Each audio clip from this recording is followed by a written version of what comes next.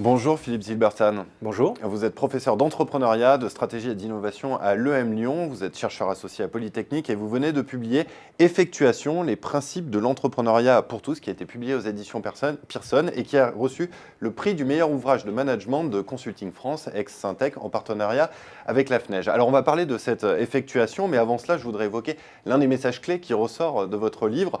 Non, l'entrepreneur n'est pas forcément le super-héros visionnaire, solitaire, au goût du risque prononcé. Alors qui est cet entrepreneur, Philippe Zilbertan ?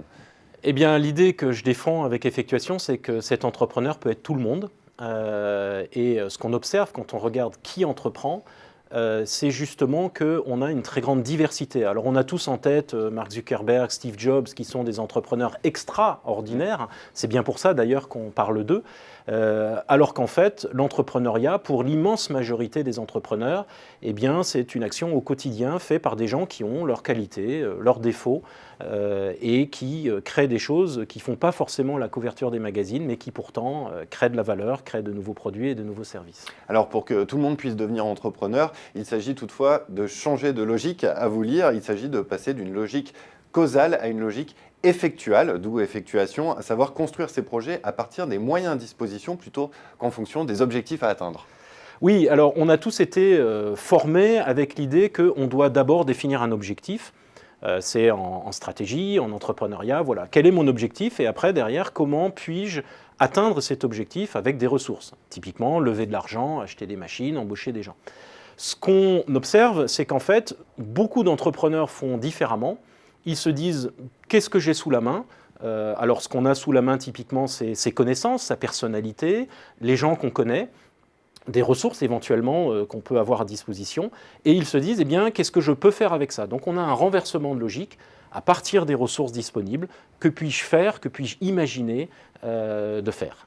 Il y a un exemple assez frappant que vous citez dans votre livre, qui est un cas d'école d'effectuation, c'est celui de Mohamed Yunus, le prix Nobel de la paix, qui est également le père du microcrédit. Oui, alors il y a beaucoup d'exemples, mais j'aime beaucoup celui-là. Mohamed Yunus, c'est un professeur d'économie qui est au Bangladesh, donc il est en train de travailler à son bureau quand un jour, quelques paysans frappent à sa porte. Et ils viennent le voir parce qu'ils n'arrivent pas ensemble à emprunter la somme, tenez-vous bien, de 24 $. Hein, c'est une vingtaine d'euros. Alors il est évidemment très surpris et son premier réflexe c'est de leur donner de l'argent et puis très vite il se dit mais en fait le problème est plus profond. Et à partir de là il va commencer à s'intéresser à cette question, comment se fait-il que ces paysans qui ne sont pas riches mais qui ne sont pas non plus pauvres puisqu'ils ont un cheptel etc. sont malgré ça incapables d'emprunter. Et à partir de cette réflexion viendra la naissance donc, du microcrédit, donc le prêt de toutes petites sommes, enfin ce qui pour nous sont des petites sommes, mais qui pour ces paysans sont des sommes qui leur permettent d'investir et de se développer. À la lumière de cet exemple, comment est-ce qu'on peut dégager les 5 principes de l'effectuation ? Alors ces principes qui sont observés chez un grand nombre d'entrepreneurs, c'est d'abord, vous l'avez évoqué, le premier qui est je pars avec ce que j'ai sous la main et à partir de là, j'imagine ce que je peux faire. La logique effectuelle plutôt que causale. Voilà, exactement. Le deuxième principe, c'est je tire parti des surprises, parce qu'il y a toujours des surprises, donc ça ne sert à rien de planifier pendant des mois pour essayer de les éviter. Elles arriveront de toute façon, donc autant en tirer parti.